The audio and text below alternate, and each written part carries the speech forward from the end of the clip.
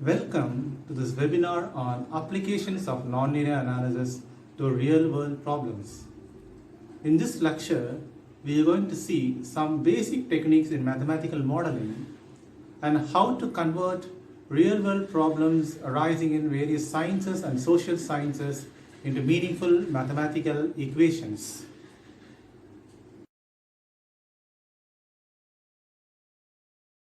A mathematical phenomena in a real-world applications consist of observing facts and events and trying to connect it with a mathematical equation which can describe that event or fact, if not accurately, whether we can describe it approximately.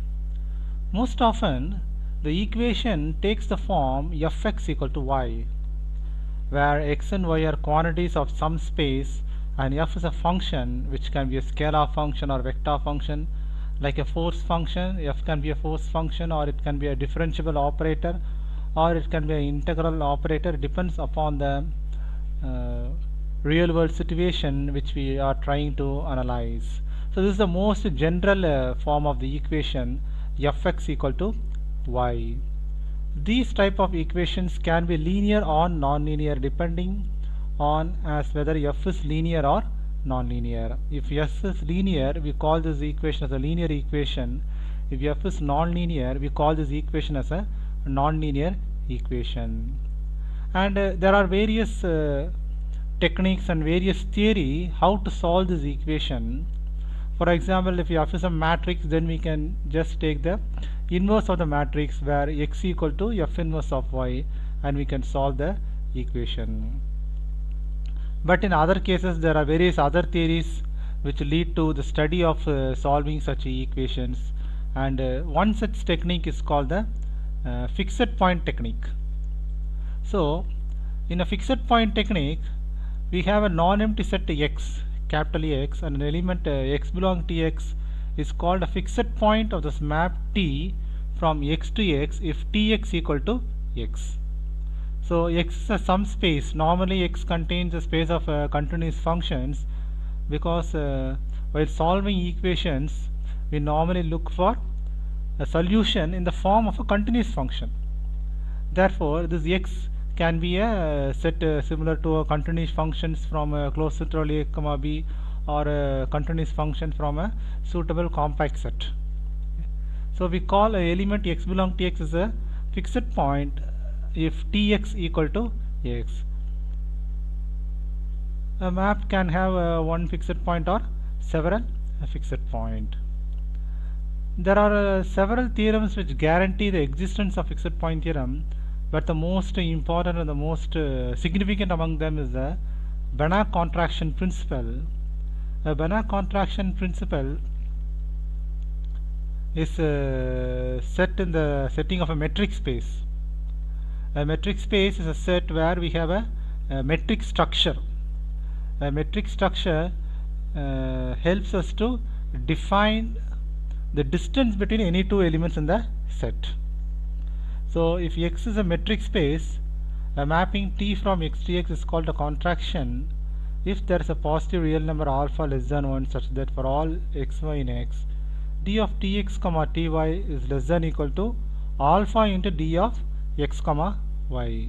That is, the distance between tx and ty is less than or equal to alpha. If alpha is less than 1, alpha times d of x comma y is a contraction. We call this a contraction map because the distance between tx and ty is less than distance between x and y, so the distance is contracted, so we call it as a contraction. And Banach fixed point theorem states that if x is a complete metric space, then any contraction from x to x has precisely one fixed point.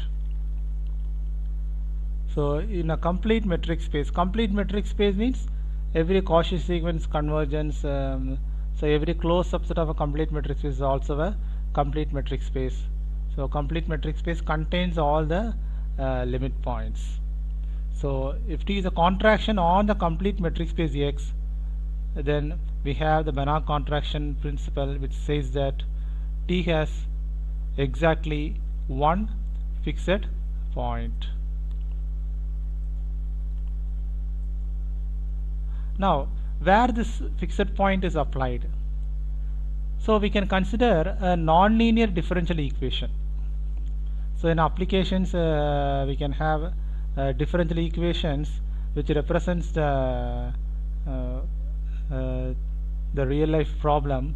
So in applications we have differential equations can be of any order, but here we are going to consider a non-linear differential equation of first order, that is dy by dx equal to f of x comma y, with y of x naught equal to y naught as the initial condition. Because in various applications the problem will be formulated as a differential equation, and we have to solve the differential equation, and the solution will be a continuous function. So y of x will be a solution of this differential equation if and only if it satisfies y of x equal to y naught plus x naught dx f of t comma y of t dt. So if it satisfies this, this is called an integral equation, then we say that y is also a solution of the above differential equation. So now we are going to use contraction principle to say that this differential equation has solution. So we define a map t of y of x equal to y naught plus x naught dx f of t comma y of t dt. Then we can observe that the fixed point of this map, that is if t y of x equal to y of x, then that fixed point will be a solution of the differential equation. Now we are trying to find the distance between two functions. So here y of x is a function. So if y1 is a function and y2 is a function, they are all continuous functions. Therefore the image is also a continuous function, and if we are trying to find a distance between two continuous functions, and we know that distance between two continuous functions can be found by determining the supremum of the distance between the function at all the points. So we have modulus of t y1 of x minus t y2 of x less than equal to x naught dx k into modulus of y1 of t minus y2 of t. Here k is the Lipschitz constant. So this is the condition that f should satisfy, that is f of x comma y1 minus f of x comma y2 less than equal to k into y1 minus y2. So only if the f satisfies the Lipschitz condition we can have a contraction here. So modulus of ty1 minus ty2 of x less than equal to k into x naught dx modulus of y1 of t minus y2 of t dt, and we can take the supremum on the right hand side. Therefore we can take the supremum outside the integral. So finally we get modulus of t y1 of x minus y2 of x is less than or equal to k into supremum of y1 of t minus y2 of t into x minus x naught. So the distance between these two maps, that is t y1 and t y2, is less than or equal to k into modulus of y1 of t into y2 of t. So distance between t y1 and t y2 less than or equal to k into distance of y1 comma y2. Therefore by Banach contraction principle, this function t y of x defined as such as a fixed point, and that fixed point will be a solution of the differential equation. The depending upon k, the fixed point may exist only for a particular interval, and depending upon f of x comma y, that interval also can be enlarged so as to get a solution for a large number of intervals. So this is how we apply the Banach contraction theorem to find a solution for a first order differential equation. Fixed point technique can also be used in determining an unknown function which represents some signal or some phenomenon. Consider a function f from r power n to r power m is a vector field. If f is differentiable at a point p in r power n, then its derivative is given by its Jacobian matrix J f of p at a point p, and it is a linear approximation of f near p is given by f of x is approximately equal to f of p plus j f of p into x minus p. That is, f of x minus f of p is approximately equal to j f of p into x minus p. It can be shown that if a vector field f from R power n to R power n is differentiable on a subset S of R power n, and if modulus of jf of, here jfx is a Jacobian matrix, because f is a function from R, it's a function of n variables, and its image contains m components. Therefore, the Jacobian matrix will contain m cross n entries. We are taking into all the combinations of partial derivatives into account and forming a matrix that is called a Jacobian matrix. And if the norm of the Jacobian matrix is less than equal to m for all x belong to x, then f satisfies the Lipschitz condition for all x comma y belong to s. That is, norm of f of x minus f of y less than equal to m into norm of x minus y. So again we require, as the differential equation, that f should satisfy the Lipschitz condition. So once when f satisfies the Lipschitz condition, we can apply this to find whether this function f has a fixed point or not. Because now we are ready to find a condition for a nonlinear digital system which guarantees the mapping f from V to V, which represents the system on the function space V. So here V is a set of all signals. So each signal can also be represented by a continuous function. It can also be in the waveform. Okay. Digital signals can be considered a vector of finite length. Okay. So here we are interpreting a digital signals and giving a mathematical meaning to it. So digital signal is considered as a vector of finite length. Therefore, the function space V can be considered to be R power n and the system to be a mapping from R power n to R power n. So if you want to estimate a signal from a distorted version of the receiver, okay, so at the receiver we are obtaining a distorted version of the original signal. So here we are not getting an original signal but a distorted version of the original signal, but it is approximately closer to the original one. So we can assume that the received distorted signals do not vary greatly from the original signal x0. In other words, if we denote the received signal by x, we can assume that norm of x minus x0 is small. Thus, the mapping f can be linearly approximated near x0 by f of x is approximately equal to f of x0 plus j f of x0 dot x minus x0. Here j f of x0 is the Jacobian matrix of f at the point x0. Of course, here the Jacobian matrix becomes a n cross n matrix. So the derivative of f is j of x can be considered to be constant in the subset of R power n where our signals lie. So we have j f of x is also equal to j f of x0 because x is closer to x0 and jf is linear. Therefore, we can assume that jf of x is approximately equal to jf of x0. Now, suppose we know that f satisfies the inequality norm of jf of x0 dot x minus x0 less than equal to k into norm of x minus x0.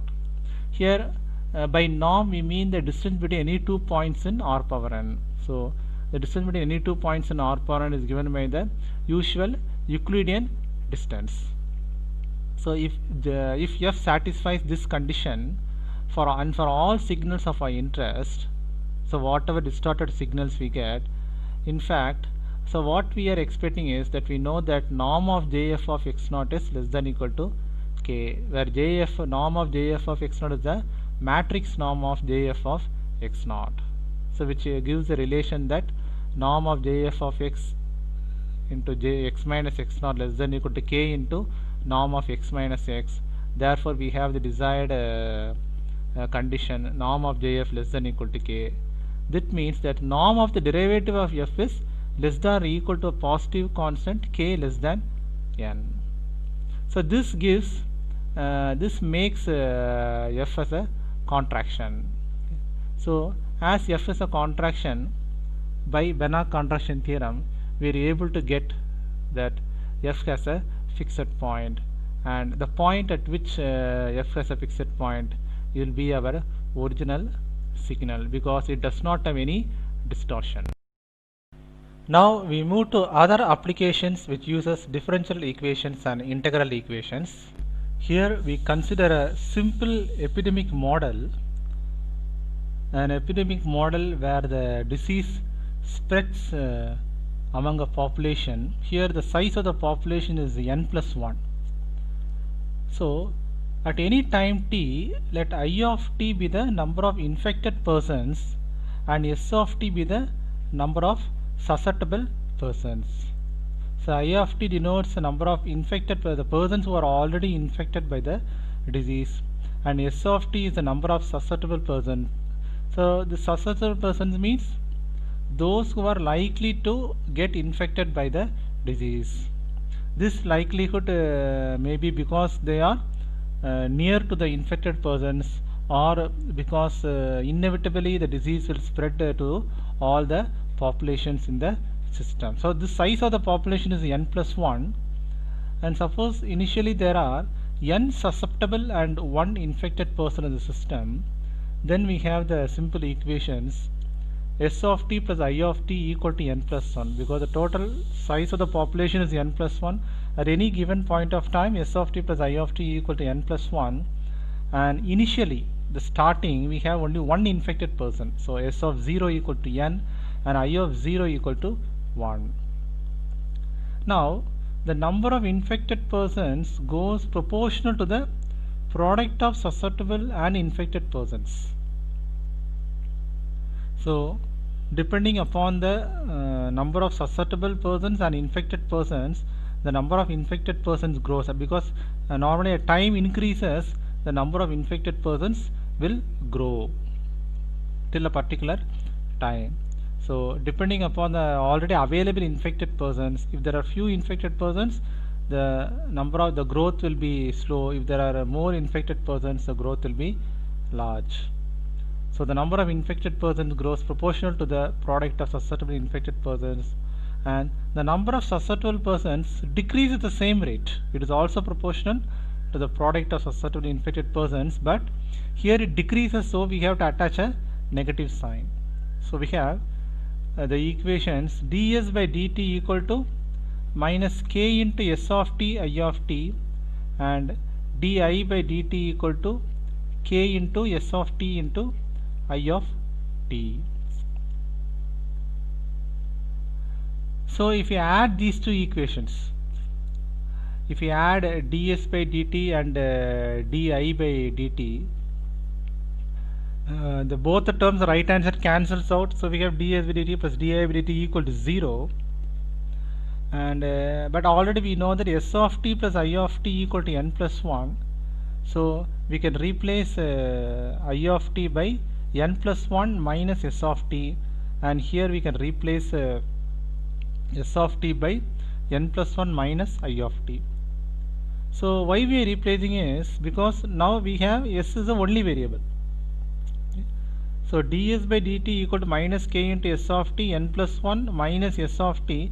Now this is the first order non-linear differential equation, because it is proportional to the right hand side we have the order of S of t squared. So the first order non-linear differential equation. Similarly di by dt equal to k into I of t n plus 1 minus I of t is also a non-linear first order differential equation. So we can understand how the first order non-linear differential equation is formulated in a epidemic model. Now if we in this model, if we also have carriers, so carriers means those who are capable of carrying the disease, so they can be also silent carriers. So suppose carrier C of t spread the disease and the number decreases with time, because these carriers can be easily identified and eliminated. So they may not be infected, but they will act as carriers to just spreading the disease. So then we have to add a corresponding term, because the growth of the susceptible persons is proportional to the population of the infected persons. So depending on the population of the infected persons, we have the growth of the susceptible person. So here we add a factor gamma into I of t, and similarly the growth of the infected persons is negatively proportional to the growth of the population of the infected persons, because in this case we are identifying the carriers and we are eliminating them. Therefore, depending upon the population of the infected persons, we have the ds by dt is proportional to the population of the infected persons, but here it is proportional to the product of susceptible persons and carriers. So here instead of the product of s of t and I of t, we have s of t into c of t. So ds by dt equal to minus k into s of t into c of t plus gamma into I of t, and similarly di by dt equal to k into s of t into c of t minus gamma into I of t. The c of t also can be determined because the growth of the rate of growth of these carriers, they are negatively proportional to the population of the carriers itself. So the c of t is given by e power minus alpha t, whereas t tends to infinity, the c of t goes to 0, and also s of t plus I of t equal to s naught plus I naught equal to capital N. Here the size of this population is capital N. So here you can modify this epidemic model when there are carriers, and therefore we can form the differential equations of first order nonlinear differential equation, integral equations in population dynamics. In population dynamics, we study why population structure changes with respect to birth rate, death rate, and according to the age of the population. So here we have various probability factors which helps to study the population dynamics. Probability of a female surviving till age x. So here we want to analyze the female births. So probability of a female surviving till age x is given by p of x, and probability of a female of age x minus t surviving till age x. So what is the probability of a female of age x minus t surviving till age x? So she has to live t years to survive till age x. So what is the probability? It is given by p x minus t of x. An average number of births to a female with age between x and x plus delta x is given by lambda x into delta t.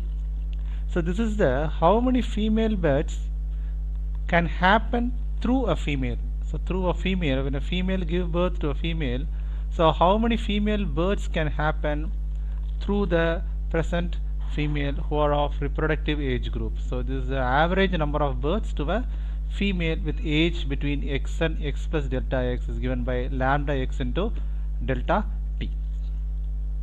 And initial number of females of age x at time t equal to 0 is given by f of x comma 0. In general, f of x comma t is a function which gives the number of females of age x and time t.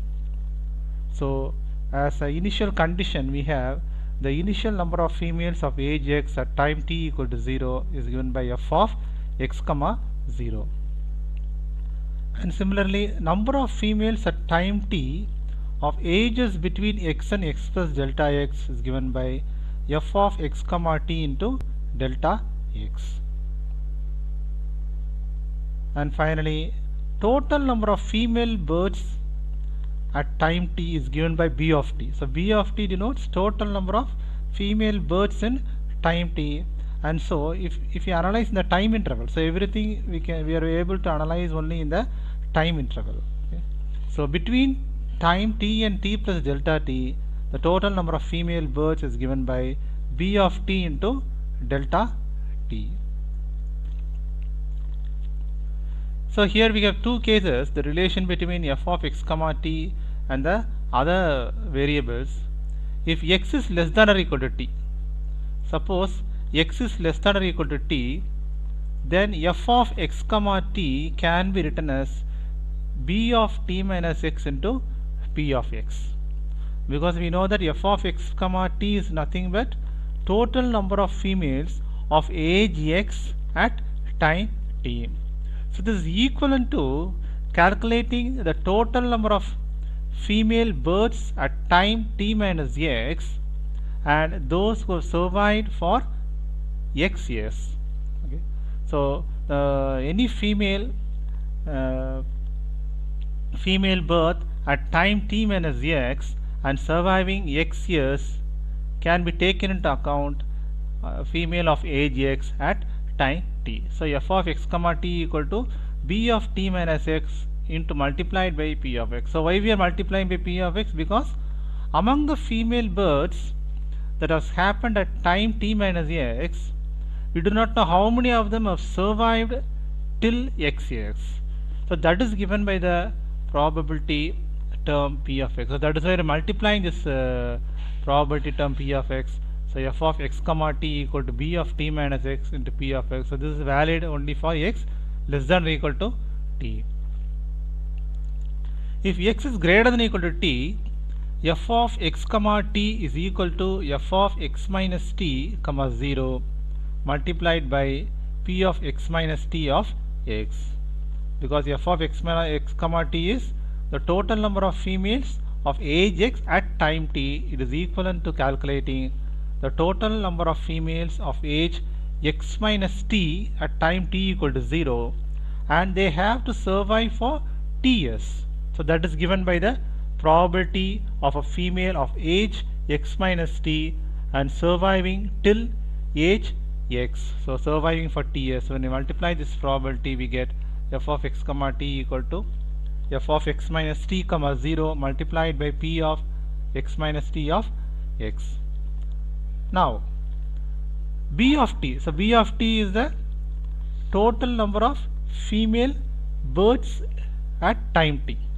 So at a particular time, if you want to fix a time t, you fix time t at that particular time. If you want to find how many female births have happened, so that is equivalent to, first we have to find out f of x comma t,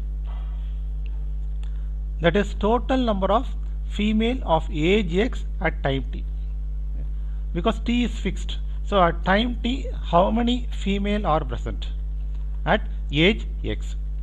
It is given by f of x comma t, and we are multiplying by lambda x, because among those females of age x at time t, only some of the females give birth to a female birth. So that is given by lambda x. So that is why lambda x is nothing but average number of births to a female with age between x and x plus delta x. So that is given by lambda x into delta t. So when we multiply by lambda x into delta t, we get among those females who are currently present, among them how many of them will be giving birth to a female. So that is given by lambda x and delta t. So b of t is integral 0 to infinity, because b of t is the total number of female births at time t. So we have to take all the ages into account. So actually here x will have a age group of reproductive age group. So lambda x, if x is outside the reproductive age group, lambda x can be taken to 0. Okay. So here, though we are integrating from 0 to infinity, actually the integral is from some finite interval, where outside that the finite interval is nothing but the reproductive age group, where the female of those reproductive age group will be giving birth to a female. So this integral can be split into two integrals: integral 0 to t f of x comma t lambda of x lambda t dx plus integral t to infinity with the same integrand. And now applying the above two equations for x less than equal to t and x greater than equal to t. So that is why we have split the integral into two integrals. So now applying the above integrals for x less than equal to t and x greater than equal to t, we replace f of x comma t by b of t minus x into p of x for x less than equal to t, and we replace f of x comma t equal to f of x minus t comma 0 into p of x minus t of x for x greater than equal to t. So finally we get b of t equal to integral 0 to t b of t minus x p of x lambda x delta t dx plus integral t to infinity f of x minus t comma 0 p of x minus t of x lambda x delta t dx. So here you can see that this equation is a integral equation. So this integral equations, what are the knowns? These probabilities p of x and p of x minus t of x can be found from the statistical analysis of the census data. And also this f of x minus t comma 0 is nothing but the total number of females of age x. So here x minus t is a variable. You can replace this variable by another variable. So it is nothing but f of x comma 0 or f of y comma 0, where we have to find the total number of females at time t equal to 0. This also can be got from the census data or any population data. So here all the other terms are knowns except b of t minus x, and the left hand side also we have b of t. So this is an integral equation, and when we solve this integral equations we are able to determine b of t. So this is how integral equation plays a role in population dynamics. Now we analyze the growth of animal population from the population of prey and predator species. We know that the presence of prey and predator species is quite crucial to the ecological balance. So both prey and predator species should be present at the same size or a prescribed size, then only there will be a ecological balance. So here we consider x of t and y of t as the population of prey and predator species at any given time t. So x of t is the population of prey species and y of t is the population of predator species at any given time t. Suppose there are no predators, then this would lead to the growth of prey species at the rate proportional to the population of the predator species. So suppose we have no predators, then the prey species will grow rapidly, because as there are no predators will guarantee its survival, and it will grow rapidly, and this rate will be proportional to the prey species. Okay, so the rate of growth of prey species will be proportional to the population of the prey species. Suppose there are no prey species, then this will lead to the decline of the predator species, because the predator depends on the prey for its survival and for its food. Therefore, if there are no prey species, then the predators will be starved, and this will naturally lead to the decline of the predator species at the rate proportional to the population of predator species. Okay.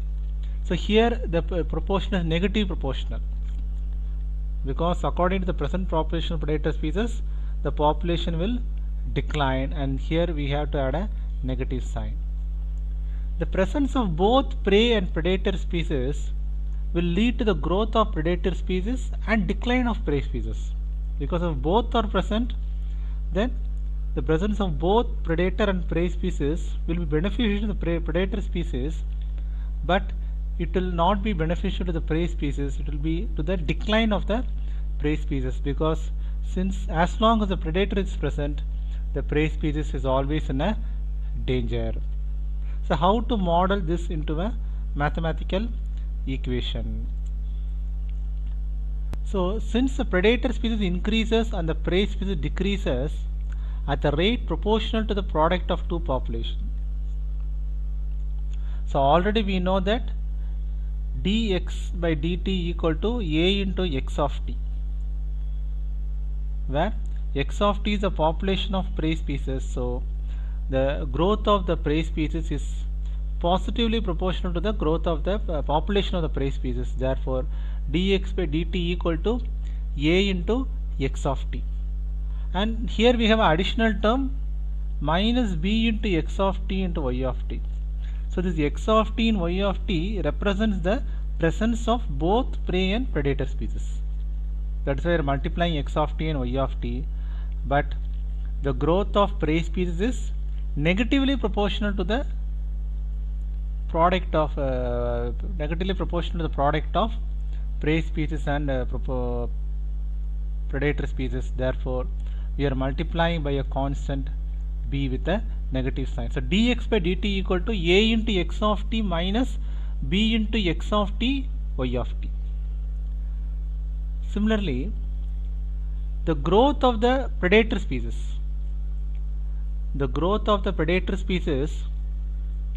is negatively proportional to the presence of the predator species, because simply if the predator species alone is present, then it is not beneficial to the growth, because the more the predator species are present, then there is more demand for the food. So if there is more demand, then the decline will be faster.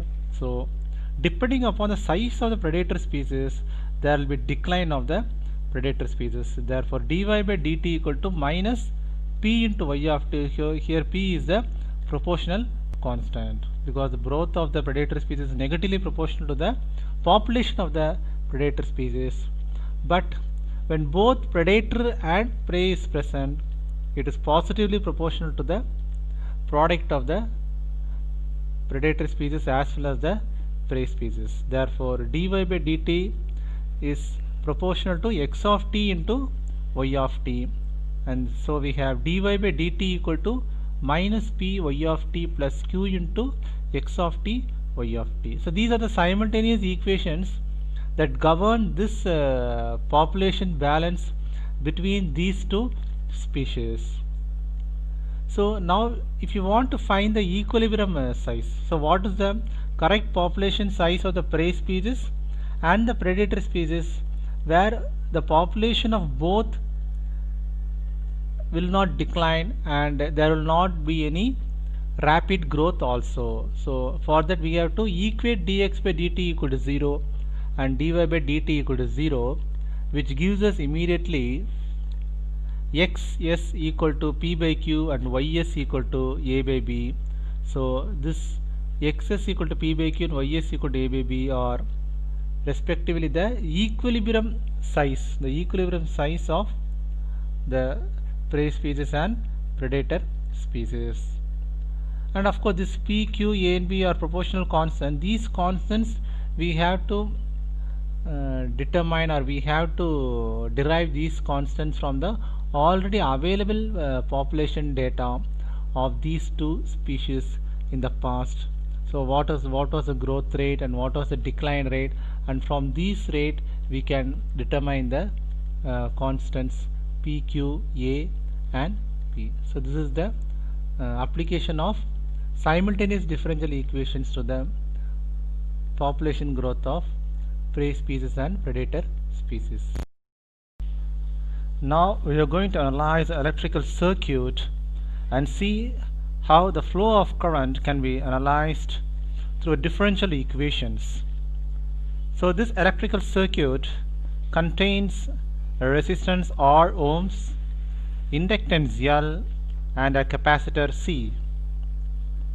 The current flow I of t with changes with respect to time is given in terms of amperes. It represents the time rate of change of charge q flowing in the circuit. So since I of t is the rate of change of the charge q, the I of t is given by dq by dt equal to I of t. Now when analyzing the voltage across the circuit, the resistance is given in ohms, R ohms, the resistance R ohms the circuit, and the voltage drop across the resistance is given by R into I. So since it's a voltage drop, it is written as minus R into I. And there is also an inductance of L henries, which produce a potential voltage drop of minus L into di by dt. And the voltage drop across the capacitor is given by minus 1 by C into Q. So all these voltage drops are balanced by the battery, which produces E volts. So according to Kirchhoff's law, the algebraic sum of the voltage drops around the closed circuit is 0. Therefore, we have E of t minus R into I of t minus L into di by dt plus 1 by C into Q of t equal to 0. So taking these three terms to the other side, we have Ri plus L into di by dt plus 1 by Cq equal to E of t. And now by differentiating these equations and by treating L, R and C as constants, we get a second order differential equations L d square I by dt square plus R di by dt plus 1 by C I equal to dE by dt. Here we have replaced dq by dt equal to I. Now this is the second order differential equations. So by solving this second order differential equations, we can find I of t. For that we require the inductance L, the resistance R and the capacitance C, and also we have the initial conditions that the initial current is 0 in the circuit and also the initial charge in the capacitor is 0. So with the help of these initial conditions we can solve the differential equation. So we can understand that how a differential equations helps us to analyze the electrical circuit. So next we are going to see integral equations arising from problem elasticity theory. So here we consider an elastic beam. So elastic beam is capable of expanding due to the elasticity it is present in it. So in this elastic beam we have the endpoints capital A and capital B, and here if you are applying a force at the point capital T, then due to the elasticity present we have a displacement x. Now here we have a function g of x comma t. So g of x comma t here is a function due to the elasticity of the object. So this g of x comma t can be found from the equations of the elasticity theory. So g of x comma t is known.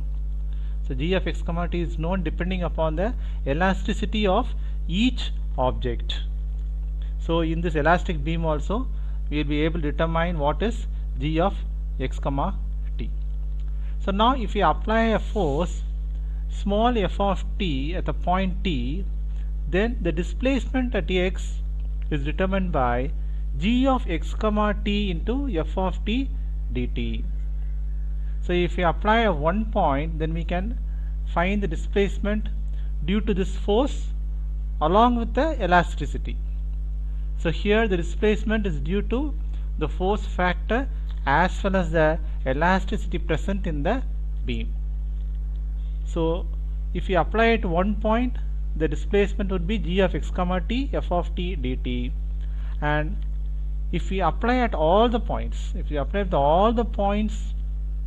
in the beam, then also we can calculate the displacement at a point x. So here we are calculating a displacement at a particular point x due to the force being applied at all the points in the beam.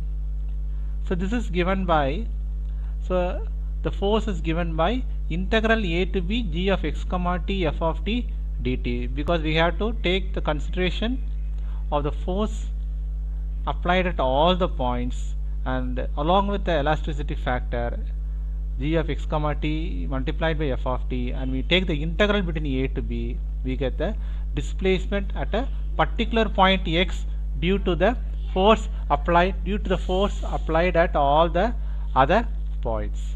So capital F of x is given as the integral a to b g of x comma t f of t dt. So if you are given small f of t, we can calculate capital F of x directly. But in some situation we will be knowing what is capital F of x, then the problem is to find what is small f of t, because we know the effect of the elasticity and only the effect we are known and the cause we have to find. So the cause is found by determining small f of x. So this is called the inverse problem. So this is called the inverse problem, is to determine f of x when capital F of x is known, to find the force distribution which will cause a desired displacement distribution at all the points of the beam. So here the unknown function is small f of t, where the known function is capital F of x. So this equation is given in terms of the integral equations. So solving these integral equations, we can find small f of t, the force applied to the various points in the elastic beam. Here we are going to consider the rate of change of blood sugar and insulin levels in the blood stream at any given time t. Let x of t and y of t be the blood sugar and insulin level in the blood stream at time t, and when we analyze the rate of change of insulin level, we have to consider three factors. That is, if x naught is the blood sugar level in the fasting level, if you denote x naught as the blood sugar level in the fasting level, then the rate of change of insulin will be positively proportional to the excess sugar, x of t minus x naught of sugar in blood over its fasting level, because the more the amount of sugar present in the blood, the more insulin it is required to secrete. So, and it is also proportional, negatively proportional to the insulin level y of t at time t, because if already some insulin has been secreted, then as time progresses, it will be proportional to the amount of insulin level which is secreted at the time t. And finally, it is also positively proportional to the amount of insulin which has been injected per unit time. So when we inject the insulin in the blood, and this insulin will be secreting because of the injection, it will be secreting into the blood at some rate. So that is denoted by d of t. So dy by dt is positively proportional to d of t. So when we put the proportional constants, we have dy by dt equal to p1 of x minus x naught h of x minus x naught. So here h of x minus x naught is a function where we define h of x minus x naught is equal to 1 when x is greater than x naught. H of x minus, that is, if the sugar level is more than the fasting level, then this factor is equal to 1. So it will be nothing but p1 of x minus x naught. If x is less than or equal to x naught, then h of x minus x naught will be equal to 0. Therefore this factor will not come into consideration. If sugar level is below the fasting level, then it will not come into consideration, because there is no insulin required, because it is already in a state of low sugar. So dy by dt equal to p1 of x minus x naught h of x minus x naught minus p2 by y, because it is negatively proportional to the amount of insulin present at the time t. So it is minus p2 of y plus p3 into d of t. D of t is the amount of insulin dose injected per unit time. So this is the equation governing the rate of change of insulin level. Now the rate of change of sugar level, is proportional to the product x of t and y of t. It is negatively proportional to the product x of t and y of t, because if a sugar level is present to a considerable level, then the sugar need not rise as rapidly. If the sugar is high, then the possibility of sugar rising is low. Only when the sugar is low, the sugar rising possibility is more. Therefore dx by dt is minus q1 of x of t into y of t. And it is the rate of change of sugar level is also proportional to the quantity x naught minus x of t if sugar level is below the fasting level. If sugar is below the fasting, then that means we have low sugar. That means the sugar likely the sugar is going to rise. That it's more likely that the sugar is going to rise when the sugar is on a low level. Therefore it is proportional to x naught minus x of t. So we have the term q2 into x naught minus x, but this is only when the sugar level is below the fasting level, therefore we have a term h of x naught minus x. So it ensures that the product is present there only when x naught is greater than x, that is the sugar level is below the fasting level. If x naught is less than x, then this whole term will not be there, this q2 of x naught minus x will not be there. If x naught is greater than x, then it is just equal to q2 of x naught minus x. And the rate of change of sugar level is also proportional to x of t minus x naught if sugar is above the fasting level. That means if sugar is more, then again the rate of change of sugar level is negatively proportional to the amount of sugar present. So we have here again we are multiplying by h of x minus x naught to ensure that x is greater than x naught. If x is less than x naught, this term, the whole term is going to be 0, that is q3 of x minus x naught, this term is not required. And finally the sugar level is also proportional to a function of t minus t naught, where t naught is the time at which the food is taken. Some function where say z of t minus t naught, where z is the function from which time has proceeded from the food taken last time. So t minus t naught denote the amount of time that has passed after taking the food. So it is also proportional to z of t minus t naught. So we have the differential equation concerning the rate of change of sugar level. So here you can see that dx by dt and dy by dt are both they form a simultaneous nonlinear differential equations, and these are the equations which governs the rate of change of sugar level and insulin level. Now we consider a liquid tank containing a volume V0. So initially this tank contains a volume of liquid V0 with pollution concentration of C0. So initially this tank contains a volume of liquid V0 with pollution concentration C0, and to reduce the pollution concentration, an inflow I of t is given. An inflow I of t is given into the tank. So the inflow is injected to the tank to reduce the pollution concentration. So as the inflow is injected to the tank, we also have the outflow at any given point of time. The outflow is given by O of t.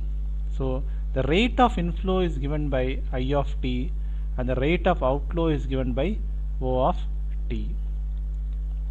So constantly at any given point of time, this inflow is outflow is happening, and as time proceeds, because of this inflow the pollution concentration changes. So this pollution concentration changes according to time t. So the rate of change of this pollution concentration is given by the derivative of C of t. So the derivative of C of t with respect to time t gives the rate of change of pollution concentration. So these are the terminologies. The I of t is injected to the tank, but unfortunately the inflow is also polluted with the concentration Cs. The inflow is also polluted with the concentration Cs. So along with the inflow, though the inflow is given to purify the tank, but it may also contain a pollution concentration, a minimum pollution concentration, not as much as in the water tank, but a minimum pollution concentration which will be available in any liquid. So that is given by Cs. So this inflow is perfectly mixed with the liquid in the tank instantaneously. Okay. So continuously this inflow is mixed with the liquid, and continuously the outflow of rate O of t is removed from the tank. Suppose at time t equal to 0, the volume of the liquid is V0 with a pollution concentration of C0. Then we can try to formulate the equation which governs this process. Starting from time t equal to 0 and any given point of time, the rate of inflow is given by I of t and the rate of outflow is given by O of t. So since dC of t by dt is the rate of change of pollution concentration and V naught is the initial liquid in the tank at time t equal to 0.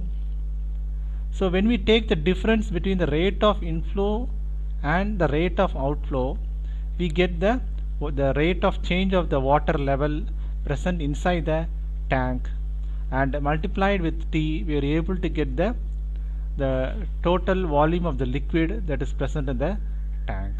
And when we multiply it with the rate of change of the pollution concentration, that should be equal to, it should be negatively proportional to the inflow, the rate of inflow multiplied by the pollution concentration in that tank. Now the C of t also changes with respect to time, because C of t changes because of the inflow.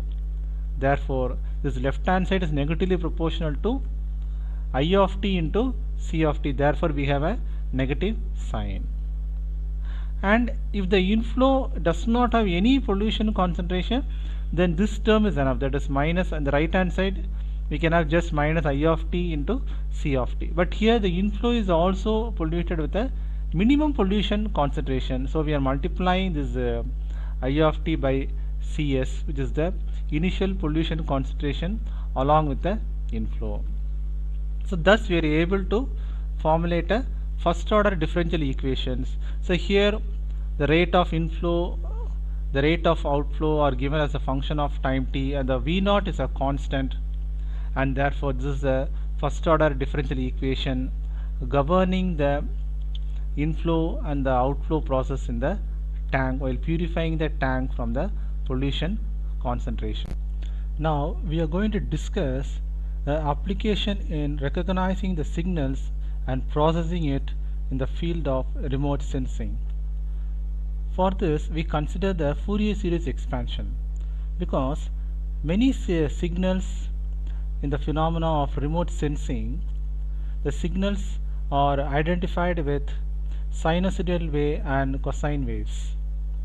So often the signals are expected to have wavelengths that are similar to the sine and cosine waves. So here we assume that f of x has a Fourier series expansion, that is f of x equal to a naught by 2 plus summation n equal to 1 to infinity a n cos n pi x by l plus b n sin n pi x by l in the interval minus l to l. If l equal to pi, then it will become a normalized Fourier series expansions.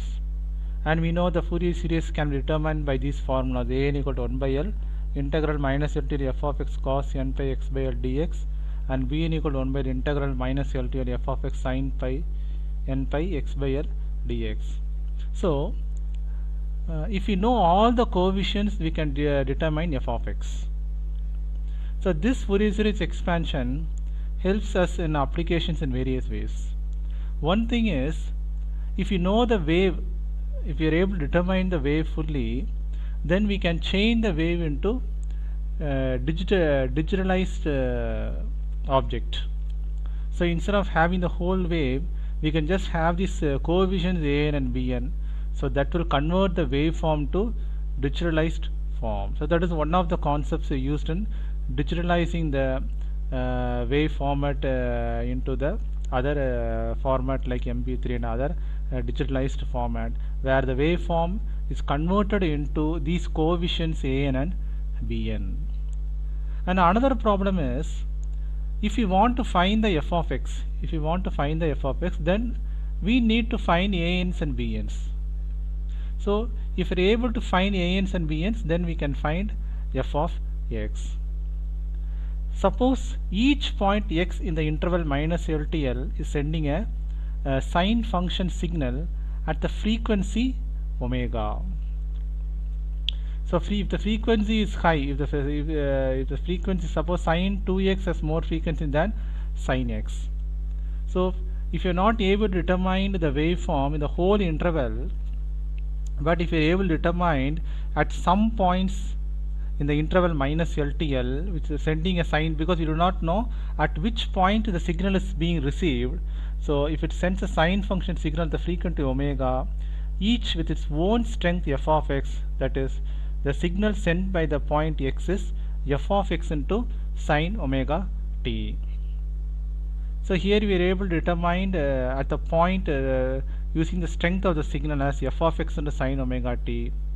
And here it could be the case that the signals originate at the points x, as with the light or radio waves from the sun, or it is being reflected from the point x as is reflected from moon or radio waves in radar.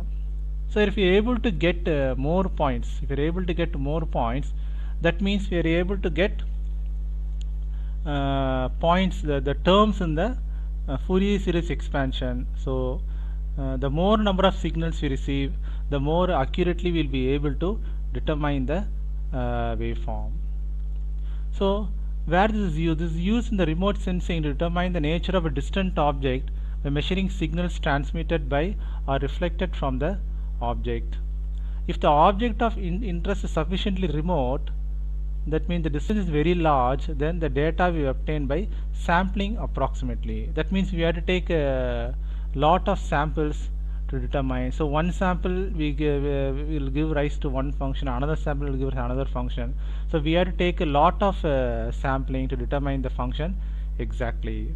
Then we will be able to estimate the function from finitely many values of its Fourier expansion. So instead of taking the whole Fourier expansion summation k equal to 1 to infinity, if we are able to find even the finite values, then it can help us to approximate the function. So here it is used in the common problem of remote sensing of transmitted or reflected waves propagating from distant sources. So these are used in the fields of optical imaging of planets and asteroids, and using reflected sunlight, radio astronomy imaging of distant sources of radio waves. So wherever we receive frequencies or we receive signals, these Fourier series expansions are used.